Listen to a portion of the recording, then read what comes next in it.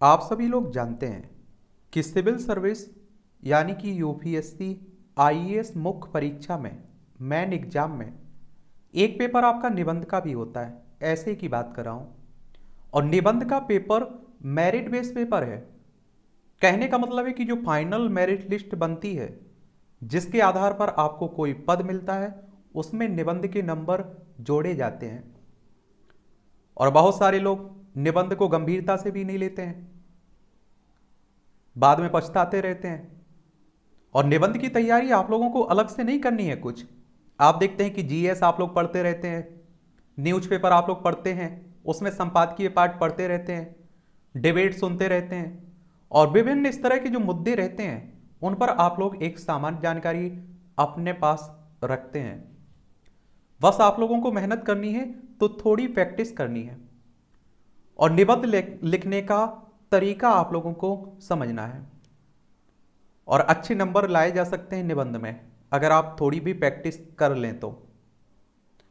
ये आपके स्क्रीन के सामने एक कॉपी आप लोग देख रहे हैं, ये 2017 के सिलेक्टेड हैं। इनकी रैंक थी 587 भी, हिंदी मीडियम के हैं। इनका नाम है मुकेश कुमार लूनायत।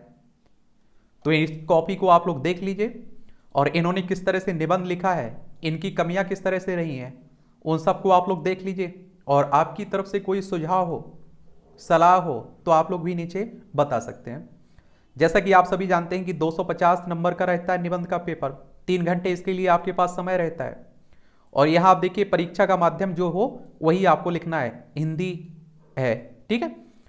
और जो अनुदेश दिए रहते हैं इन्हें विशेष कर आप लोग पढ़ लिया करिएगा थोड़ा। प्रश्नों के उत्तर देने से पहले निम्नलिखित प्रत्येक अनुदेश को कृपया ध्यानपूर्वक पढ़ें। प्रश्न प्रवेश पत्र में प्राधिकृत माध्यम में निबंध लिखना आवश्यक है। यानी कि कहने का मतलब है कि आपका जो मीडियम है उसी में आपको निबंध लिखना है। अगर आप हिंदी मीडियम से हैं तो हिंदी में ही निबंध लिखना है।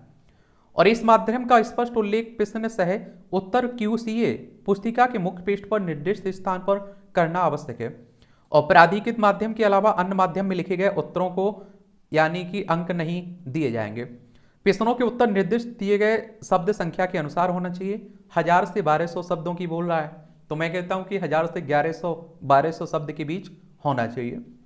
प्रश्न सह उत्तर पुस्तिका में खाली छोड़े गए कोई पृष्ठ अथवा पृष्ठ के भाग को पूर्णतः काट दीजिए। अगर कोई पेज खाली है तो उसे आप लोग काट सकते हैं, काट देना चाहिए, ठीक है।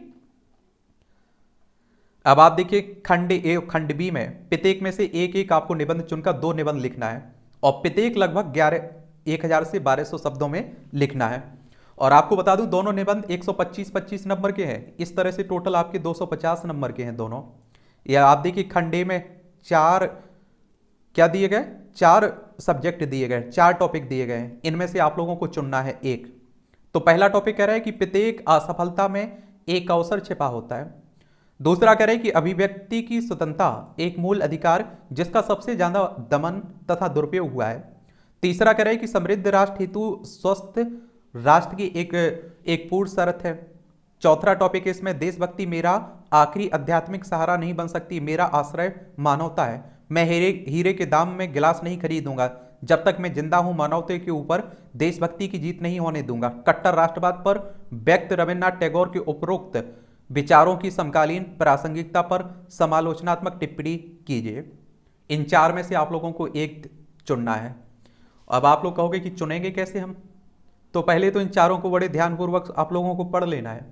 फिर इसमें से जो आपको पसंद हो और जिसके बारे में आपके पास एक जानकारी हो और जिसके बारे में आप लोग 1000 से 1100 शब्द लिख सकते हैं, 1200 शब्द लिख सकते हैं, उसी टॉपिक का चुनाव आपको करना है। और एक बात आप लोगों को याद रखना है, जो भी टॉपिक आप लोग चुन रहे हैं उसी पर केंद्रित रहना है।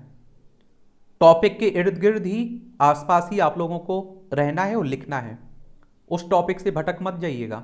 मालूम चला शुरू किया आप लोगों ने उस टॉपिक से और कहीं और पहुंच गए, तब नुकसान हो जाएगा। निबंध हमेशा आप लोगों को पैराग्राफ में लिखना है, पॉइंटों में निबंध मत लिखिएगा, ठीक है। और सभी पहलुओं को कवर करें। 360 डिग्री की बात हो रही है, कोई पहलू मत छोड़ दीजिएगा। और बैलेंस बनाकर लिखिएगा। और रूपरेखा में आप देखिए, कहीं कोट्स का प्रयोग कर सकते हैं, शुरुआत कोट से कह सकते हैं। किसी महापुरुष के द्वारा उस बारे में कुछ कहा गया है तो उनका नाम भी वहां लिख सकते हैं, उस कोट्स का उपयोग कर सकते हैं। पंक्तियों का उपयोग कर सकते हैं। और बाकी शब्द सीमा आप लोग याद रखिएगा ही, और रखना ही चाहिए। तो अब आप देखते हैं कि इन्होंने कौन सा टॉपिक चुना है। इन्होंने चुना है कि प्रत्येक असफलता में एक अवसर छिपा होता है। अब आप लोग देख लीजिए, इन्होंने पहला टॉपिक ही चुन लिया है। और आप सभी जानते हैं कि कोई असफल नहीं होता है, हार नहीं हो जाती है बिल्कुल। अगर हमें कहीं असफलता मिल रही तो उसे हम स्वीकार करिए, उसमें सुधार करिए, जो कमियां रह गई हैं और फिर उन्हें सुधार करके आगे बढ़िए, सफलता निश्चित ही मिल जाएगी। चलिए तो देख लेते हैं। एक बच्चा जो बचपन से नई अजीब गरीब वैज्ञानिक हरकतों में लगा रहता था, बड़ा होकर एक वैज्ञानिक बना तथा किसी विशेष उपकरण की शोध में उसने प्रयोग प्रारंभ किए तथा बार बार असफल होने पर भी उसने हार नहीं मानी और अंततः वह उस अभिष्ट उपकरण को प्राप्त करने में सफल हुआ जिसे आज बल्ब कहते हैं। और तथा यह वैज्ञानिक निक थॉमस एडिसन की बात हो रही है, अल्वा एडिसन की बात हो रही है। ये आप सभी जानते हैं कि कहते हैं कि 1000 बार वो फेल हुए थे, फिर आप देखिए एक बार उन्हें सफलता मिली और असफलताओं का नाश हो गया। जब आपको सफलता मिल जाती है ना, तो जितनी असफलताएं होती है वह छुप जाती है सब कुछ। यह कहानी ना केवल एडिसन की बल्कि ऐसे कई महापुरुषों जैसे अब्राहम लिंकन, वीडी सावरकर आदि की, जिन्होंने असफल होने पर भी हार नहीं मानी। और राइटिंग की आप लोग कहते हैं कि राइटिंग सुंदर होनी चाहिए, अगर सुंदर है तो अच्छी बात है, लेकिन मैं कहता हूं कि आप लोगों को राइटिंग इतनी तो अच्छी होनी चाहिए कि सामने वाला जो कॉपी चेक कर रहा है उसे समझ में आ सके। और एक तरह से आप देखिए, निबंध कहने का मतलब है आप बचपन से लिखते आ रहे हैं, थोड़ी प्रैक्टिस करिए इस पर। आप जब किसी व्यक्ति से मिलते हैं तो आप देखते हैं कि एक हाय हेलो करते हैं, फिर आप देखते हैं कि कुछ टाइम रुकते हैं, तो बीच में आप देखते हैं कि हाय हेलो वाला जो सिस्टम होता है ना, क्या हाल है कैसे हैं, ये आपका इंट्रो हो गया। और जो आप बीच में बैठ के बड़ी लंबी चौड़ी बातें करते हैं वो आपका मेन हो गया, मेन बॉडी हो गई। और लास्ट में आप लोग कहते हैं ना ठीक है अब, तो वो निष्कर्ष निकाल के चले जाते हैं। तो उसी तरह से आपको निबंध लिखना है, कला होनी चाहिए निबंध में। एडिसन ने अपने प्रत्येक असफल प्रयोग पर कहा था कि उसने एक ऐसा तरीका खोज लिया है जिससे बल्ब को नहीं बनाया जा सकता है। और यह सूक्ष्म दृष्टि से अन्वेषण करें तो हम पाएंगे कि कितना आत्मविश्वास व सकारात्मक दृष्टिकोण इस सामर्थ्य से झलकता है। तथा आप देखिए इसी बात की ओर इंगित करता है कि अभी बल्ब बनाने के कई रास्ते भी बचे हुए हैं। और शब्दों में शुद्धता रखिएगा। अन्य उदाहरणों का भी संक्षेप में उल्लेख कर सकते हैं यहाँ। सकारात्मक दृष्टि के साथ ही व्यक्ति जीवन में आगे बढ़ता है तथा उसे असफलताओं को सहन करने की, ये आप देखिए, शामिल शक्ति मिलती है। असफलता व्यक्ति को अपनी कमियों को पहचानने तथा उनकी समीक्षा करने का एक अवसर प्रदान करती है, और जिसके द्वारा व्यक्ति को यह ज्ञान हो जाता है कि उसके प्रयत्नों में कहाँ कमी रह गई थी, कौन कार्य असफलता में बाधक थे। और आप देखेंगे कि अपनी कमियों को ज्ञात होने या गलतियों का एहसास होने पर ही व्यक्ति उनको दूर करने का या फिर सुधारने का प्रयत्न करता है तथा सुधार के वे सभी साधनों का प्रयोग करता है और जिससे कमियों को दूर किया जा सकता है। और आपको यकीन दिलाता हूँ, अगर आपको अपनी गलतियाँ एक्सेप्ट करने की हिम्मत आ गई, ये हिम्मत आप में हो गई, तो आप बहुत महान इंसान हैं। और आप देखिए कि कहीं उसमें सुधार कर लीजिए, अगर कहीं कोई गलती हो गई तो सॉरी बोल दीजिए, बहुत बड़ा बोझ उतर जाता है। वही इंसानियत, मानवता की एक तरह से आप देखते हैं कि पहचान होती है। इसका एक अन्य सफलतम उदाहरण धीरूभाई अंबानी, जिन्होंने कई असफलताएं व चुनौतियों के बावजूद ऐसे प्रयोग जैसे बांड व शेयरों के माध्यम से पैसा जुटाना, जब बैंक उन्हें पैसा नहीं दे रहे थे तो आरंभ किया तथा अपने उद्योग को भारत का अग्रणी उद्योग बना दिया। इसी संदर्भ में किसी कवि ने लिखा है, हिम्मत करने वालों की हार नहीं होती, लहरों से डरकर नदियां पर पार नहीं होती। ये आप देखेंगे, लेकिन इन्होंने आप देखते हैं कि सही उद्धरण लिखें, यहाँ सही कोट्स का उपयोग करें यहाँ, ठीक है। और इसी प्रकार के अन्य उदाहरण इतिहास में भरे पड़े हैं। असफलता व्यक्ति के मन को झकझोर जाती है तथा परिणामों की समीक्षा तथा सफल व्यक्तियों से तुलना करने पर व्यक्ति पाता है कि किन अर्थों में सफल व्यक्ति उससे भिन्न है तथा उन्होंने किन साधनों द्वारा किस मार्ग का अनुसरण करके सफलता प्राप्त की थी। और तब वह व्यक्ति भी अपने आप को उसी मार्ग पर चलने के लिए दृढ़ करता है तथा उनके साधनों तथा अपनी क्षमताओं को पहचान कर जब दृढ़ संकल्प लेता है तो सफलता उससे दूर नहीं होती है तथा वह अपनी कमियों में सुधार कर निरंतर आगे बढ़ता रहता है। यही बिंदु सफल व असफल व्यक्ति के मध्य भेद भी करते हैं।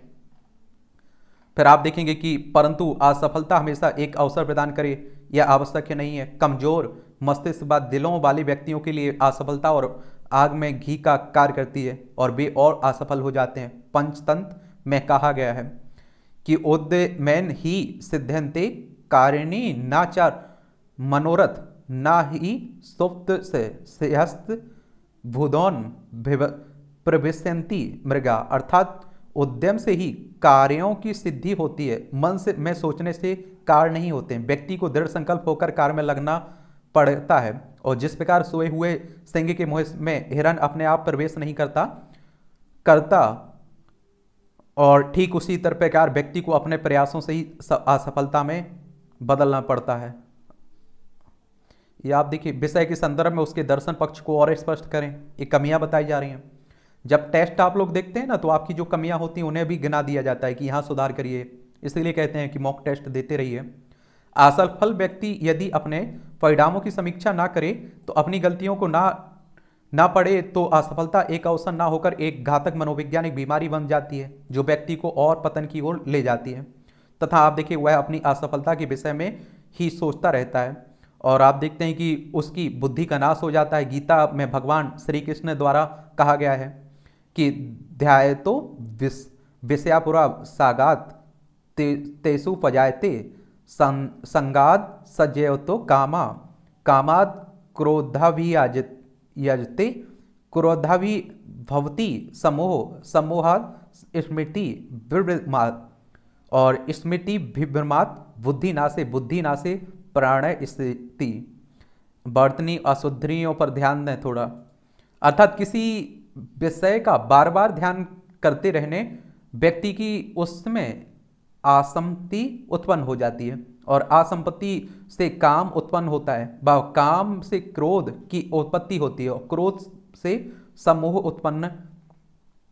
उत्पन्न हो जाता है और जिससे व्यक्ति अपने बस में नहीं रहता और सम्मोह उसकी स्मृति विभ्रमित हो जाती है तथा उसे सही गलत अपनी कमियों गलतियों आदि का बोध नहीं होता है और उसकी बुद्धि का नाश हो जाता है जो व्यक्ति के मरण के समान है। एक बात और आप लोगों को बता दूं कि आप लोग प्रैक्टिस करते रहेंगे ना तो जो कमियां रहती हैं, जो गलतियां होती हैं, जो शब्दों की अशुद्धता रहती है वो सुधर जाती है। सफलता असफलता और अवसरों के परस्पर आयामों को और स्पष्ट करें, एक कमी बताई जा रही है।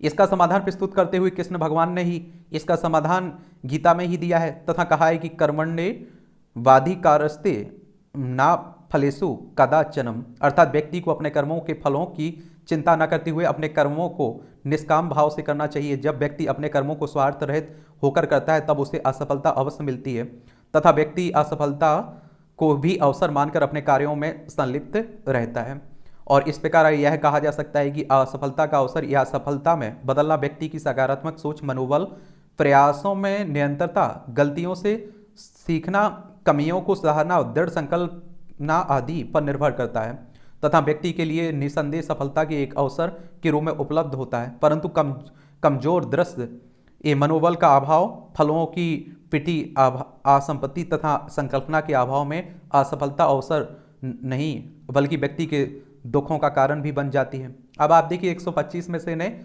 टोटल 43 नंबर दिए गए, 43 नंबर दिए गए। अब इस निबंध में इन्होंने क्या क्या कमियां की हैं आपके हिसाब से आप नीचे बताइएगा, ये आप लोगों को करना चाहिए। अब आप देखिए पेज खाली था तो इन्होंने एक इस तरह से पेन चला दिया। अब आप देखिए सेक्शन बी है, खंड बी है, इसमें भी आपके सामने 4 टॉपिक दिए गए हैं, इनमें से आपको एक टॉपिक चुनना है। पहला टॉपिक कह रहा है कि पर्यावरणीय सरोकार अंतर्राष्ट्रीय राजनीति का नवीन प्रेरक है बल। दूसरा कह रहा है कि एक दिशाहीन छात्र आंदोलन समाज के लिए खतरा है। तीसरा कह रहा है न्यायिक जवाबदेही न्याय सुनिश्चित करने हेतु एक अत्यावश्यक साधन। और चौथा कह रहे हैं कि 2022 तक किसानों की आय दोगुना करना एक सपना या फिर हकीकत की बात हो रही है। तो आप देखिए 2022 में आय दोगुनी करने की बात हुई थी ना किसानों की, ये 2017 में आप देखते हैं कि निबंध लिखा था इन्होंने, तो इस हिसाब से तो इन्होंने 2022 तक किसानों की आय दोगुना करना एक सपना या हकीकत ये चुना है। तो हकीकत में बदलने से पहले कोई भी सपना सपना ही होता है, उसे दृढ़ इच्छा शक्ति, पुरुषार्थ, उद्यम, एकाग्रता तथा लक्ष्य की प्रति समर्पण के माध्यम से ही हकीकत में बदला जा सकता है। आंकड़ों की बात करें तो आज भारत की कृषि में उत्पादकता बहुत कम है। जैसे प्रति हेक्टर चावल का उत्पादन चीन में भारत से दोगुना है और इसी प्रकार आप देखिए आबादी के से अब तक भारत की कृषि वृद्धि दर 3.2% औसतन है, जबकि सिंगापुर, इंडोनेशिया, इजराइल में यह दर 6% है। और यह भारत में उर्वरकों व कीटनाशकों का औसत प्रयोग वैश्विक औसत से आधा है। जैसे कीटनाशक भारत का 400 ग्राम प्रति हेक्टर, और आप देखिए 1000 यूएसए में, विश्व में आप देखेंगे तो आप देखेंगे यूएसए में 1000 ग्राम हेक्टर है। तथ्यों को और स्पष्ट लिखें, एक कमी बताई जा रही है इनकी। इस प्रकार आंकड़ों को देखने से पता चलता है कि कृषि में आय को बढ़ाने की संभावना न केवल दुगनी बल्कि उससे भी अधिक है, परंतु उसके लिए गंभीर प्रयास करने होंगे। भारत में आप देखिए कृषि की आज भी सबसे बड़ी चुनौती मानसून पर निर्भरता या सिंचाई के साधनों की कमी है। आज भी मध्य प्रदेश, महाराष्ट्र, झारखंड जैसे पठारी प्रदेशों में सिंचाई के अभाव में केवल एक ही फसल उगाते हैं, और जबकि आप देखिए पंजाब व हरियाणा में यह संख्या 3 है। और आप सभी जानते हैं कि जब पंजाब के किसानों की हालत देख लीजिए और बुंदेलखंड मध्य प्रदेश के किसानों की हालत देख लीजिए। कृषि की अवैज्ञानिक तकनीक आबादी के 70 वर्ष पश्चात भी आज़ादी के 70 वर्ष पश्चात भी पिछलित है। कृषि उपकरणों का अत्यंत अभाव है, क्योंकि भारत में 85% किसान लघु या फिर मध्यम वर्ग के हैं, और जिनकी इनकी इतनी क्षमता नहीं है कि आप देखिए कि आधुनिक उपकरण खरीद पाएँ वो। और कृषि विज्ञान में शोध व अन्वेषण पर खर्च बहुत कम है, तथा नए बीजों व प्रजातियों घरेलू विकास नहीं हुआ, जिसके कारण उत्पादकता में वह वृद्धि नहीं हो पाई जो विश्व के अन्य देशों जैसे चीन और आदि में प्राप्त की गई है। पर्यावरण कारकों पर कृषि की निर्भरता की और चर्चा करें, ये कहा जा रहा है। इसी के साथ खाद्य प्रसंस्करण, पशु फसल प्रबंधन, किसानों को बाजार की मांग का पता न होना, तथा ऐसी फसलों का उत्पादन जिनकी बाजार में या ना मांग नहीं है या उनकी कीमत बहुत आप देखेंगे कम होती है। इसके साथ कृषि क्षेत्र में सेवाओं जैसे फसलों के लिए बीमा की उपलब्धता, कृषि ऋण की व्यवस्था आदि का ना होना, कृषि अवसंरचना जैसे शीत भंडारण गृह, सरकारी कानून जैसे एपीएमसी कानूनों के कारण किसानों को एक निश्चित क्षेत्र में फसल बेचने पर बाध्य होने के कारण किसानों का शोषण होता है।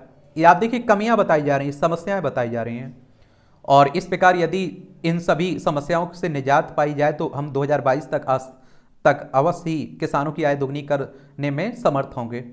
और इसके लिए सर्वप्रथम कृषि की उत्पादकता बढ़ानी होगी, तथा इसके लिए सिंचाई के साधनों को दुरुस्त करना होगा, जिसके लिए सरकार नदी जोड़ों परियोजना तथा लघु सिंचाई परियोजनाओं जैसे फव्वारा या फिर आप देखिए टपकन सिंचाई या फिर आप देखिए चेक डैम बनाने के प्रयास कर रही है। इसी के साथ जैव प्रौद्योगिकी के माध्यम से नए नए उच्च उत्पादन क्षमता तथा मौसमी प्रभावों को सहन करने वाले बीजों का निर्माण करने का प्रयास किया जा रहा है। हाल ही में दिल्ली विश्वविद्यालय के विज्ञानियों द्वारा एक आप देखेंगे जैव समृद्धि सरसों के बीज का निर्माण किया गया है। हरित क्रांति के प्रभाव की भी यहाँ चर्चा कर सकते हैं आप लोग, करना भी चाहिए। और सरकार द्वारा फसलों की हानि को रोकने के लिए मेगा फूड पार्कों का निर्माण किया जा रहा है, और किसानों व्यापारियों की सुविधा के लिए भारतीय कृषि बाजार NAM तथा इलेक्ट्रॉनिक राष्ट्रीय कृषि बाजार का निर्माण किया जा रहा है। जो सरकार की पहले हैं उनके उल्लेख किया जा रहा है यहाँ। तथा इन प्रसंस्करण की तकनीक के लिए भारत द्वारा विदेशी विश्वविद्यालयों, उद्योगों से भी संपर्क साधा गया है, जैसे इजराइल हो गया, जर्मनी आदि हो गए। और आप देखें इसी के साथ कृषि की आधुनिक प्रणालियां जैसे अनुबंध कृषि हो गया, व्यावसायिक कृषि आदि के विकास की सभी संभावनाएं तलाशी जा रही हैं, तथा लैंड लीज अधिनियम में आप देखते हैं कि सुधार करके जोत एकीकरण जैसी प्रणालियों को अपनाया जा रहा है, ताकि किसानों को कम लागत पर अधिक उत्पादन की प्राप्ति हो सके। किसानों से प्रत्यक्ष रूप से जुड़े उद्योगों का भी संक्षेप में उल्लेख करें, यहाँ बताया जा रहा है। और आप देखेंगे कि कृषि उपकरणों की खरीद पर सरकार द्वारा भारी सब्सिडी दी जा रही है, तथा पुराने उपकरणों को आधुनिक उपकरण से प्रतिस्थापित किया जा रहा है। और जैसे आप देखते हैं कि ट्रेलर के स्थान पर पावर ट्रेलर आदि, इसी के साथ छोटे व मध्यम किसानों के लिए किराए पर उपकरणों को सस्ते दामों पर उपलब्ध कराने पर भी सरकार विचार कर रही है। प्रधानमंत्री फसल बीमा योजना, कृषि ब्याज दरों पर सब्सिडी, किसान विकास पत्र, उर्वरक सब्सिडी आदि के माध्यम से सरकार द्वारा कई योजनाएं किसानों को, ये आप देखते हैं कि किसानों को वित्तीय सुविधा प्रदान करने के लिए चलाई जा रही है, जिससे किसान उत्साहित होकर कृषि करें। ये आप देखिए सरकार की विभिन्न योजनाओं को और स्पष्ट करें। और इसके साथ ही किसानों की आय में वृद्धि के लिए कृषि संबद्ध गतिविधियों जैसे पशुपालन, मुर्गी पालन, दुग्ध उत्पादन आदि को बढ़ावा दिया जाना चाहिए, ताकि किसानों को रोजगार का अन्य वैकल्पिक साधन मिल सके और उनकी आय में आप देखते हैं कि अन्य स्रोतों से भी वृद्धि हो सके। अब आप देखिए पंजाब में कृषि होती है, साथ में आप देखिए पशुपालन भी कर लेते हैं, तो कृषि अगर चौपट भी हुई ना तो पशुपालन तो सहारे के लिए है। वहीं बुंदेलखंड में आप लोग जाइए, अन्य हिस्से में जाइए तो वहाँ उसका अभाव देखने को मिलता है। इसके लिए सरकार राष्ट्रीय डेयरी विकास योजना, कुक्कुट पालन, श्वेत क्रांति आदि के द्वारा किसानों की आय को बढ़ाने का प्रयास भी कर रही है। और इसी के साथ सरकार को किसानों को बिचौलियों से मुक्त कराना होगा, जो संगठन बनाकर कम दाम रखकर किसानों को लूटते हैं तथा जमाखोरी आदि द्वारा उच्च मुनाफा कमाते हैं, जिससे उच्च उत्पादन होने के बावजूद भी किसानों को फसलों का उचित दाम नहीं मिल पाता है। और इसके लिए सरकार द्वारा लेवी, एमएसपी, एनएम आदि द्वारा इन समस्याओं के समाधान का प्रयास किया जा रहा है।